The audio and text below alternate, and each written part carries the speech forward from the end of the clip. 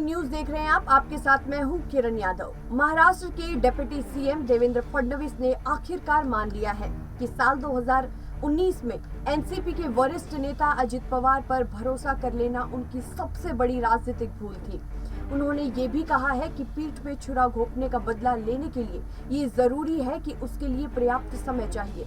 इसके साथ ही उन्होंने उद्धव ठाकरे पर फिर से जनादेश का मजाक उड़ाने का भी आरोप लगाया है और इस बात की ओर इशारा किया है कि ये सब क्षमता से ज्यादा आकांक्षा होने का परिणाम है। महाराष्ट्र के डिप्टी सीएम देवेंद्र फडणवीस ने एक कार्यक्रम में शनिवार को साल 2019 के महाराष्ट्र विधानसभा चुनाव के बाद की परिस्थितियों को लेकर बड़ा बयान दिया है।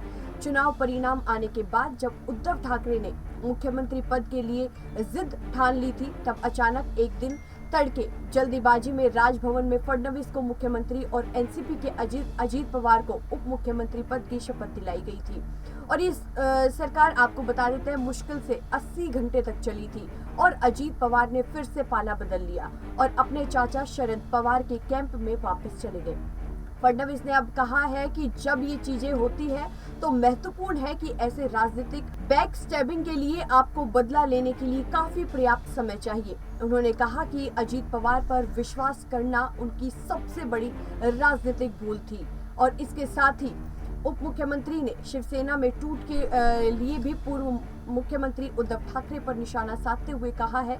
इसके लिए उन्होंने काम करने का तरीके का जिम्मेदार उनको ठहराया है। उनके मुताबिक महाराष्ट्र में हाल ही में राजनीतिक उथल पुथल के लिए ही सिर्फ उद्धव ठाकरे ही दोषी है। फडणवीस ने कहा कि महाराष्ट्र में राजनीतिक हार और संकट के लिए सिर्फ उद्धव ठाकरे जिम्मेदार है। उनके काम करने का तरीका शिवसेना में टूट के लिए जिम्मेदार है। एमवीए गठबंधन के करीब 30-40 एमएलए निकल गए हैं और इसके बारे में कोई आइडिया नहीं है। फडणवीस ने उद्धव ठाकरे पर तंज कसते हुए कहा है कि उद्धव जी अपने भाषणों में अक्सर कहते थे कि आप मेरी सरकार को गिराने की कोशिश कर सकते हैं। मैंने कहा था कि एक दिन आपकी सरकार गिर जाएगी और आपको पता भी नहीं चलेगा और बिल्कुल ऐसा ही हुआ।